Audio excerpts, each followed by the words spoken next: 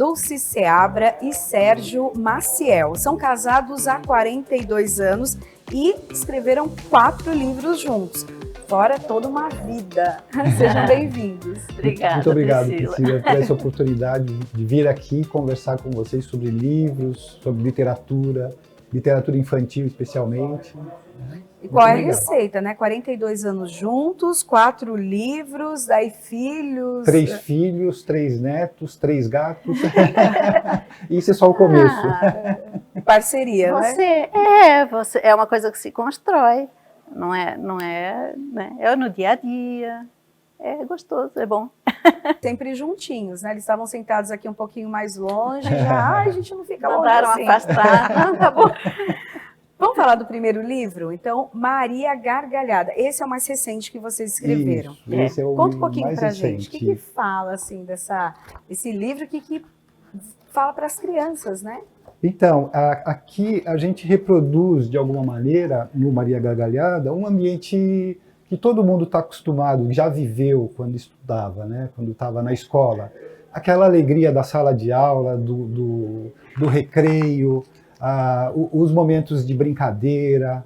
E a gente conta a história de uma menina muito interessante, muito popular na escola, e espontânea, uma criança como outra criança qualquer, né? Mas com uma característica que deixava todo mundo desconfortável. Porque ela ria a toda hora, do que devia e não devia. Então, aí acontecia alguma intercorrência durante a aula ou no pátio, durante o recreio, e ela era a primeira a apontar e dar risada. E as pessoas já sabiam que quando a gargalhada ria, tinha coisa engraçada acontecendo. E ela contagiava os colegas, e todo mundo ria. Mas aí como é que funciona isso? É divertido para quem que é divertido?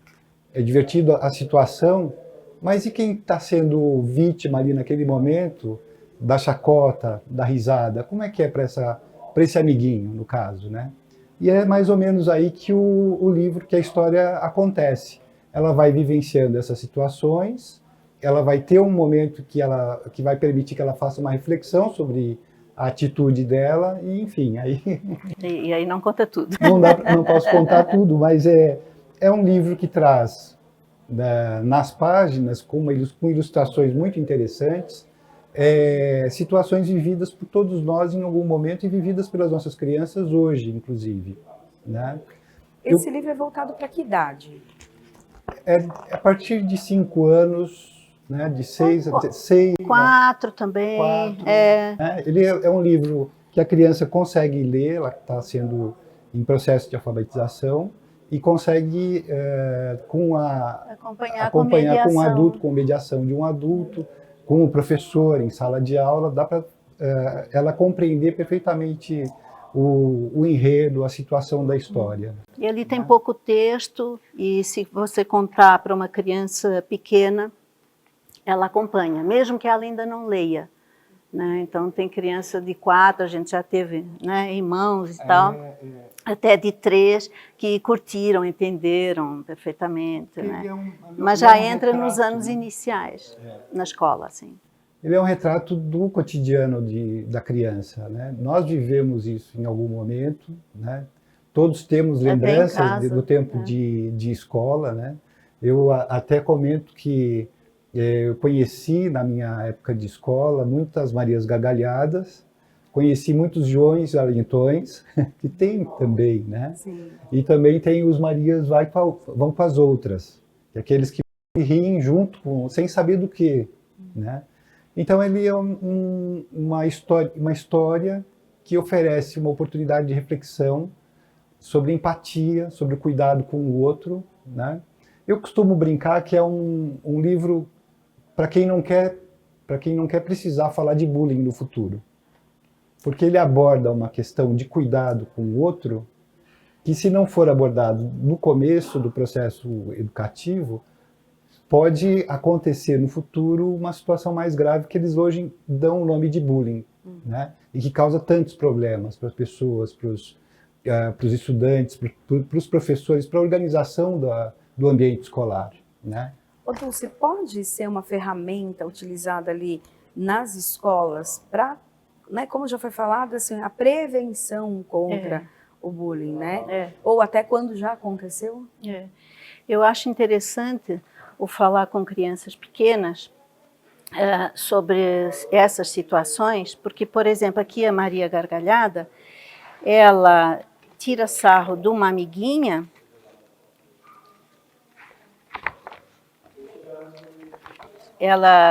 A amiguinha erra, ela tira sarro e depois ela cai em si, né?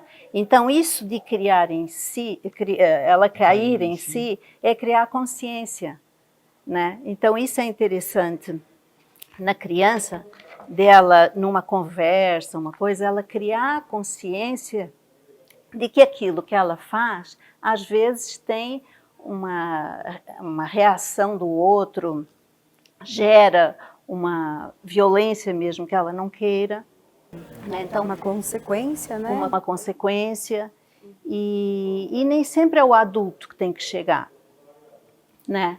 O ela perceber é muito importante para ela entender enfim... A partir de uma reflexão própria. De uma reflexão. E daí que a conversa pode chegar no bullying. Porque o bullying, você já tem um poder de um sobre o outro, a violência, que não é o caso dela. Só que às vezes, se não é cuidado antes, ou quem é vítima enfraquece, o grupo se acostuma a uma chacota, que é uma violência. Então você falar sobre isso antes, perdão que a minha garganta não está boa, você falar disso antes ajuda a você perceber o outro.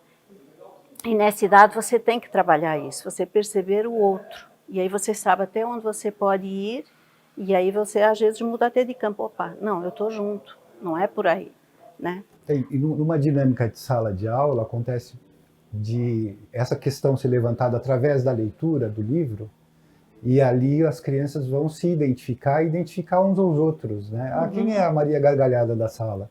Quem é a Ana Clara? Né? Quem são esses personagens? Será que tem alguém aqui na nossa sala que tem esse tipo de atitude? Né? Como é que se deu essa história?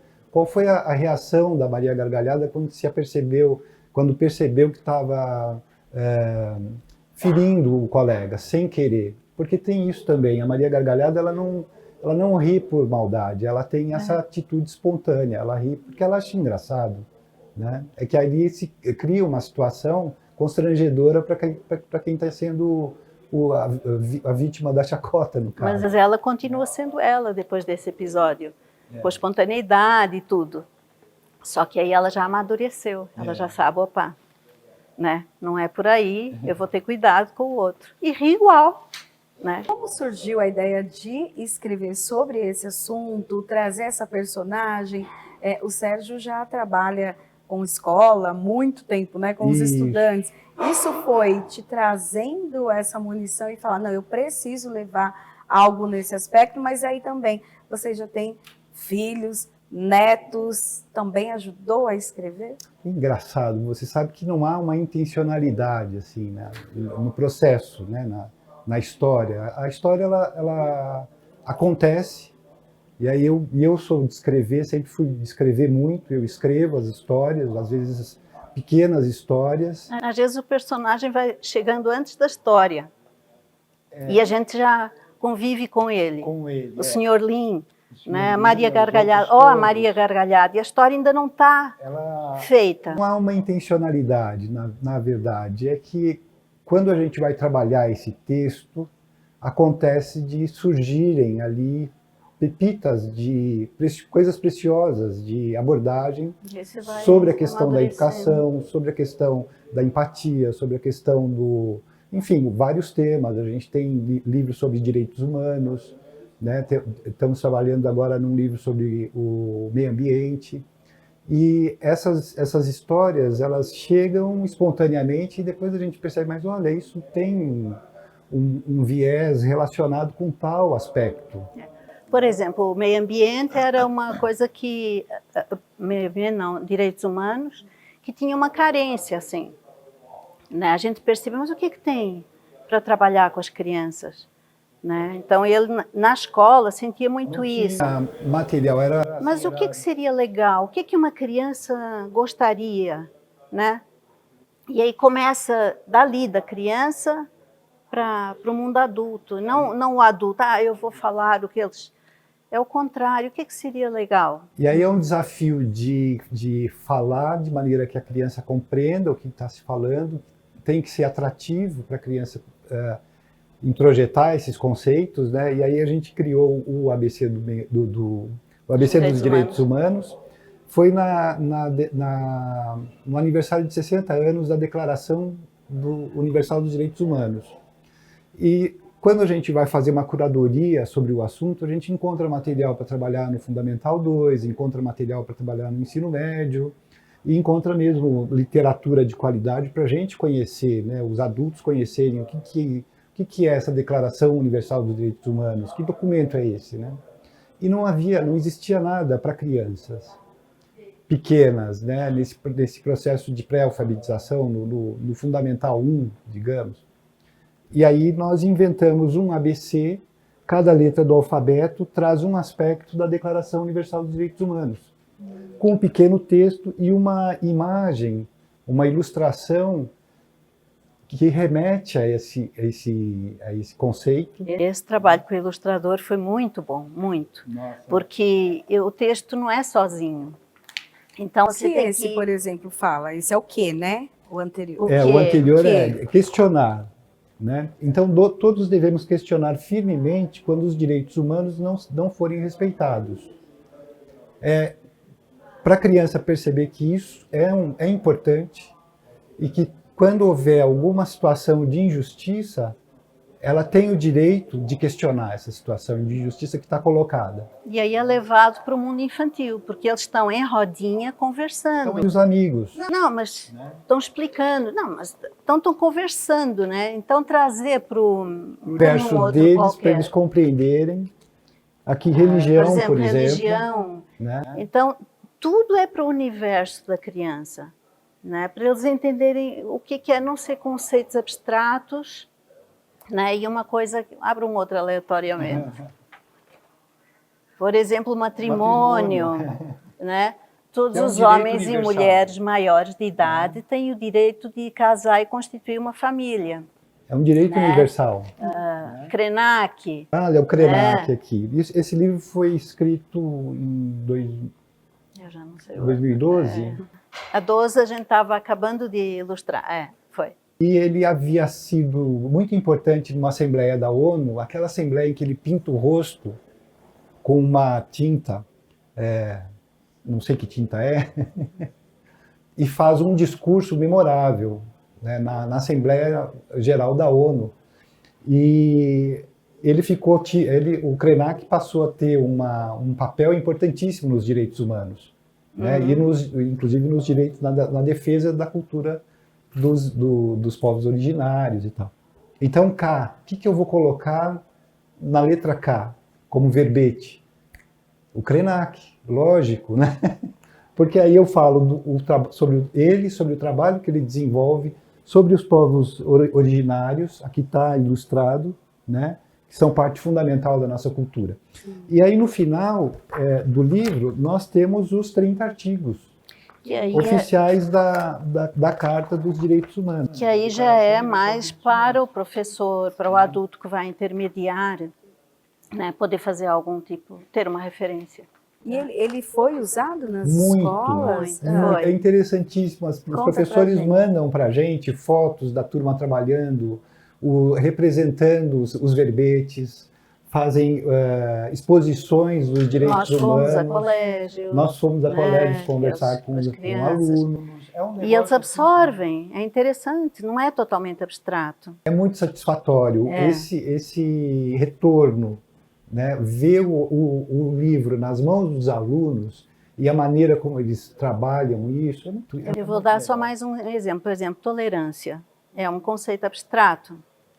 Como é que explica Mas quando você fala, eu torço por este, eu torço por aquele, é bom você falar de tolerância, eles vão entender, porque eles vivem isso no dia a dia. Então você ser tolerante com o outro, mas isso aqui está no que eles entendem, no cotidiano. Então, por isso que ele acontece naturalmente, sabe? E aí é gostoso, quando eles começam a trazer coisas, segurança, eles começam a trazer coisas para nós, assim, que a gente fica, uau, mas nossa, a semente brotou mesmo. Isso também, né? Eles interpretam o material literário da maneira deles e cresce. Trazem mais, como eles, o material cresce na mão deles. Teve até um outro, né? Esse ABC da robótica também, então, que tem a ver com a sala de aula, né? Tem, aqui o ABC da robótica foi preparado trazendo de volta a importância do fazer com as próprias mãos, né? A satisfação de realizar um projeto que a criança vai criar ali, um robô, uma esteira, uma porta automática, enfim. E aqui a gente traz justamente essas questões. Todos os verbetes, é um ABC também, todos os verbetes têm alguma informação relacionada com o universo da robótica e da educação. No final desse aqui, tem várias, inclusive falando de grandes cientistas mulheres, a gente quer que as meninas desenvolvam essas habilidades, né? E aqui no final nós temos uma caixa de palavras que vai ampliar ainda mais o universo de conhecimento dessa turma que gosta de uma ferramenta, gosta de um desafio maker ali para realizar e tal. Mas ele não é um livro enciclopédico. Ele é um livro com uns Alka-Seltzers aí, né? É para você provocar, instigar a curiosidade. Exato. Então tem umas coisas com humor, por exemplo, robô. Então tem um quarto bagunçado, tal, e aí até brinca, que tal você criar um robô para arrumar o seu quarto, né? Tem várias situações, mas dá um toque de informação e uma brincadeira. Tudo tem um humor que é para instigar a ir além. Um convite ao aluno botar a mão na massa, realizar o protótipo, compreender o que é um protótipo, né? Esse já para pré-adolescentes?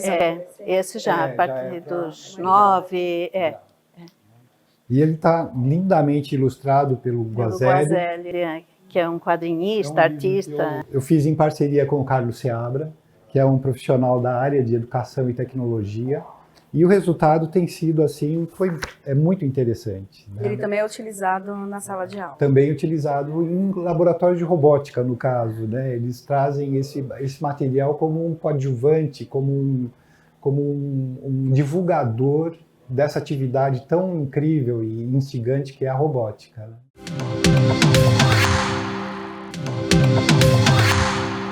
Vamos falar agora, é o senhor? O senhor Lin conserta tudo. Senhor Lin conserta tudo? O senhor Lin conserta tudo, tem um em cada casa. Tem na sua, tem na casa de todo mundo. Todo mundo tem um senhor Lin em casa. Um avô, uma pessoa com mais habilidade para resolver, para consertar. As ilustrações são do Luciano Tasso, que são fantásticas. Ele é designer, é ilustrador, né? E o senhor Lin, as pessoas fazem fila para levar coisa para ele. Ele conserta tudo. O senhor Lin é um homem muito sábio, conserta tudo que está quebrado. Rádio, torradeira, ferro de passar, carrinho, boneca, televisão. A lista não tem fim, não. Mesmo as coisas antigas e desbotadas, o senhor Lin não joga fora. E por aí vai. Mas ele, não é que ele guarda tudo. Ele tem tudo organizado. Tudo ele dá uma segunda chance. E tudo ele consegue arrumar. Então, casa de passarinho vira relógio, a vassoura que não usa vira um cavalo, alazão, tudo ele dá um jeito. Um papel que está ali, que já foi usado, ele faz um origami, mas tudo com muita organização. Não vamos cair para os acumuladores, é o contrário. Não é que você consome e joga fora. Ah, pronto, vou. Não, separa a arruela, tá? Você vai usar a arruela em outra coisa. Tudo organizadinho. E nós temos em casa sempre um cantinho onde a gente acha uma coisa que vai arrumar de novo. E é uma boneca, às vezes tem um rasgão na perna, conserta. E esse é o senhor Lin. que é ligado no mundo, na comunidade, e que também ajuda e forma. E aí nós temos pequenos consertadores e os makers, né? E a ideia também é de trazer a criatividade para a criança, porque hoje a gente tem tanta tecnologia e as crianças, né, infelizmente, estão ali né, na tela o tempo todo, mas às vezes não consegue criar, né? Como você falou, tem um papelzinho, dobrou, ele se transforma em uma outra coisa. Mas e a criança gosta. Estas 2 fotos que nós fizemos são numa oficinazinha que a gente tem em casa. Os nossos netos, quando entram em casa, eles vão para a oficina. O que que tem? E pega a ripa, e pega o martelo, e já deixa bancadinha assim. Uma vez falou, vovô, vamos lá inventar alguma coisa que não existe. Olha o desafio, né? Alguma coisa que não existe, mas olha a imaginação dele, para onde está indo, né? Ele já está ali buscando, entendendo que ele consegue realizar coisas que não existem, né? Então acaba sendo uma maneira de municiar essa criança com habilidades para mudar o mundo que se ela quiser. Porque esse livro ele se encaixa nos ODS, né, os Objetivos de Desenvolvimento Sustentável, que fala justamente de você valorizar os objetos, não descartar imediatamente, né, recuperar, porque isso é muito importante, você passar esse conceito. E hoje em dia existe uma coisa... E até na Bienal, só para concluir, na Bienal a gente teve a oportunidade de fazer uma oficina, foi um dos escolhidos para trabalhar os ODS, né? E esse foi trabalhado como oficina com a criançada, para já passar esses conceitos. Né, de pensar antes de consumir, de reutilizar, né, de pensar nos materiais, né? Ele vem de encontro a uma inquietação que a gente tem, que é uma coisa chamada obsolescência programada. O objeto sai da fábrica, o aparelho sai da fábrica já com data de validade. Aquilo custou uma fortuna, mas de repente parou de funcionar, porque ele foi fabricado para ser descartado, para que a pessoa compre mais e alimente a máquina, a empresa, a máquina fabricante daquele produto. Sim. Só que aquele produto, para ele acontecer, para ele se concretizar, usou recursos do planeta, recursos da natureza, né? Então, aquela impressora, que é só uma impressora, na verdade ela é silício, ela é transporte, ela é carbono, ela é um monte de outras coisas que acabam consumindo recursos do planeta e poluindo o planeta também. E aquilo vai durar 3 anos, quando poderia durar 15, 10, sei lá, né? Então o Sr. Lin, ele tem esse olhar para longevidade das coisas, para reutilização das coisas e não descarte. Porque ele pensa que já tem lixo demais no mundo. A gente precisa diminuir a quantidade de lixo porque não tem o que se faça com tanto lixo, né? Então a mensagem dele é essa, mas ele aconteceu a partir de uma inquietação, né? Com esse movimento consumista, vamos consumir, vamos comprar, vamos descarta, joga fora, né? Você vai em alguns países, no Japão, mesmo na Inglaterra, o lixo como pode jogar esse material no lixo? Né? Esse descarte... Mas já está muito forte esse movimento do reutilizar de oficinas. Nós seguimos vários perfis, inclusive em Londres, né, de restaurar. Então você junta, coffee... Repair Café. E as pessoas se juntam e ensinam, olha, eu entendo disso, vamos consertar uma torradeira, vamos tal. Vamos arrumar esse e está rolando em muitos países. É muito interessante. Levar para dentro das escolas é bem interessante. Claro, e criança adora isso. Consegui, olha aqui, está funcionando. E estava quebrado. E a criança que vivencia essa experiência do Sr. Lin, ela vai naturalmente se tornar um adulto com um olhar diferente para o consumo. Né? Vamos falar do próximo livro, ele Curumim, Abaré e os Animais. Assim como o Sr. Lin, que está escrito com maiúsculas para pegar a criançada, né, os menores, em letra bastão, o Curumim também foi feito em letra bastão para pegar a fase de alfabetização. Quando ele foi escrito, não havia um apelo tão grande, uma necessidade tão grande das crianças largarem as telas. Não teve esse objetivo. Só que agora ele se encaixa muito nisso. Porque, na verdade, a criança, quando é pequena, ela já é uma brincadeira natural dela imitar. E já é natural. E o que a gente quer é que haja um divertimento e, ao mesmo tempo, você mexa o corpo todo. Então, quando o curumim vai, que ele observa, então tem várias camadas. Ele observa os animais, então já é um exercício de observação. De percepção. Aí os movimentos que ele faz, tem vários, tem de rolar, como tatu, tem de se agachar, tem de pular como o sapo, de se equilibrar, voar como tem simular simular que está voando, e aí tem que andar em zigue-zague, e N, né? Formiga, isso aqui em sala de aula, o que eles mandam para nós, porque as crianças se sentem formigas mesmo, carregando coisas, sabe?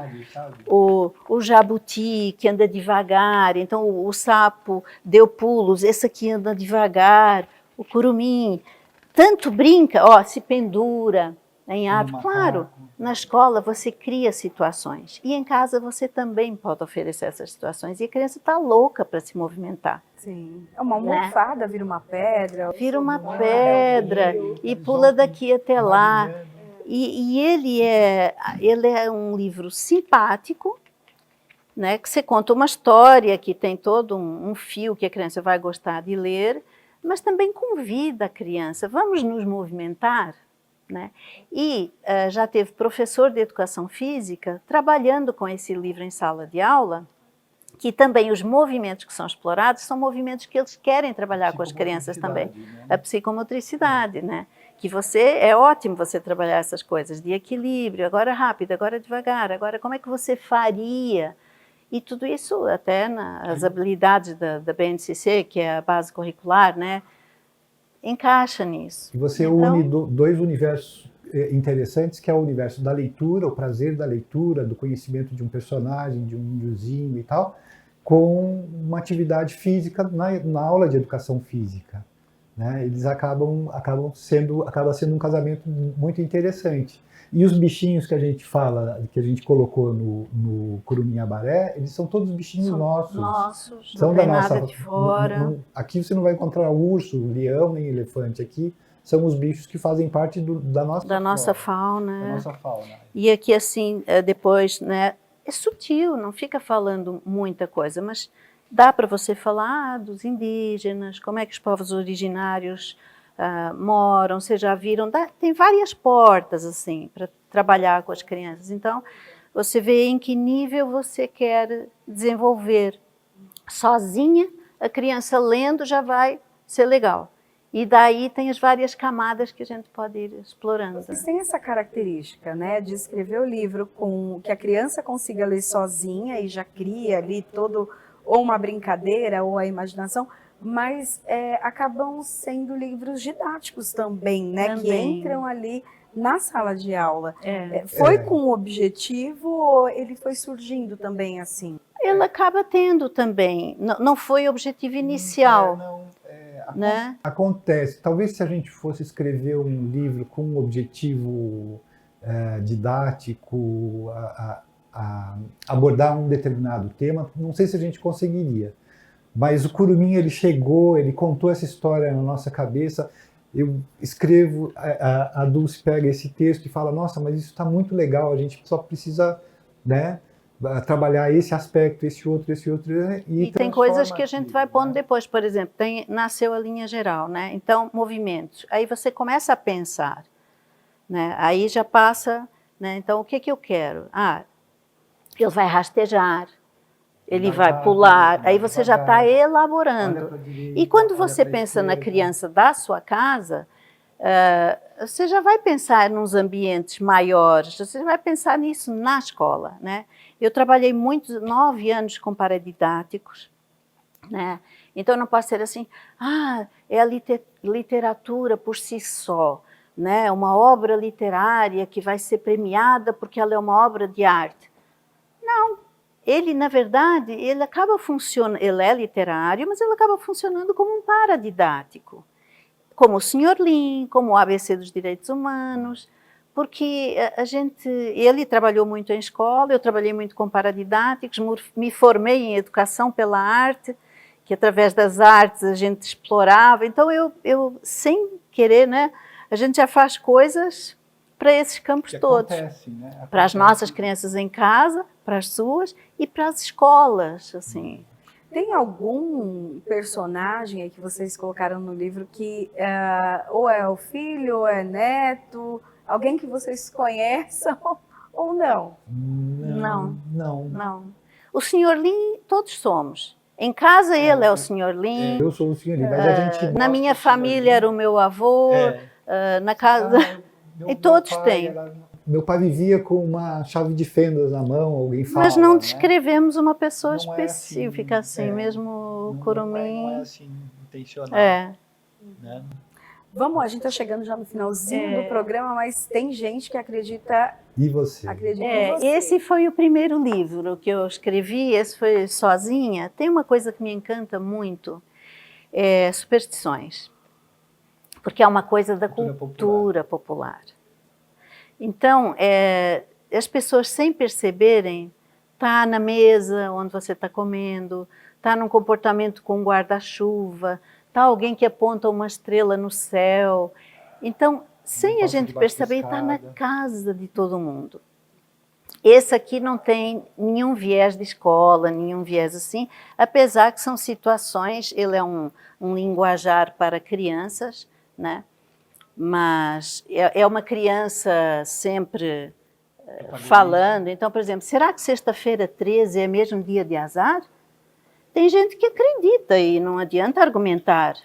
Meu pai diz que é invenção, que não tem que duvidar. Eu, pelo sim, pelo não, prefiro não abusar, sabe? Então, todo mundo tem, por exemplo, quando uma pessoa entra na sua casa e que fica, e fala, e fica para o jantar, e fica. Você põe uma vassoura atrás da porta, a pessoa vai embora. Então, qual é a historinha? Assim, é a superstição. Dona Filó chegou e ficou. Não ia embora nem morta. Mamãe não teve dúvida, pôs a vassoura atrás da porta. Pois bem, eu já vou indo, lembrei de um compromisso. Como foi que aconteceu? Dá para acreditar nisso? Então, ele é todo com 2 quadrinhas para cada superstição. Apontar a estrela, passar por cima das pernas do outro não cresce mais, um espelho quebrado, um gato. E isso aqui, eu acho que a gente tem que preservar as coisas da cultura. Aí tem um outro popular, que é Conte Outra Vez. Daí é só também do Sérgio. Outra Vez. Esse foi uma antologia com vários autores, né? São algumas histórias. Eu escrevi, por exemplo, esse aqui, O Vento. Ilustrado pelo Orlando Pedroso, que ele é fantástico. Então são pequenas histórias que aí no final tem uma provocação, né? Assim, de onde venta o vento? De onde vem o vento? Então as crianças têm a oportunidade de arguir, né? De pensar, de imaginar de onde vem, né? Como acontece, né? E aqui tem, acho que nesse tem 2 livros, 2 contos meus, né? Que... Aí tem já aí para ser lançado 2 livros, né? 2 livros. Um sobre meio ambiente e outro sobre barulhos assustadores. Os 2 também infantis. Infantis. Bacana. E depois disso, já tem outras? Na gaveta tem. Tem até elaborados. A gente deixa descansar um pouco, volta a eles. Tem. De novo, e aí percebe se faz sentido ou não, porque às vezes ele acontece de maneira tão espontânea. Eu escrevi, por exemplo, um que é a incrível história de uma casca de banana. Pronto. Não posso falar mais. Pronto. Esse há de sair. Não vai falar mais. Acho que as pessoas podem, né, encontrar o trabalho de vocês, o contato de vocês, até convidá-los para ir nas escolas. Olha, eu estou no Instagram como Dulce Seabra, me acha fácil, né? Ele está como Sérgio Maciel, com 3 L's no fim. E eles estão à venda na Cortês, nas digitais. A gente gosta de contar que está nas livrarias de rua, na 97, na Miúda, na Panapaná, na Livraria das Perdizes. Livrarias, porque a gente acha que levar uma criança até uma livraria para escolher livros é um passeio incrível, né? Isso é muito legal. Encontrem de várias maneiras, mas nada substitui um sábado à tarde numa livraria. Bom, quero agradecer a participação hoje aqui com a gente, da Dulce, do Sérgio, que tem uma parceria na vida, parceria na escrita e que tem dado muito certo, né? Parabéns. Graças a Deus. Muito obrigado. Parabéns pelo trabalho. Obrigada, Priscila. Muito obrigada.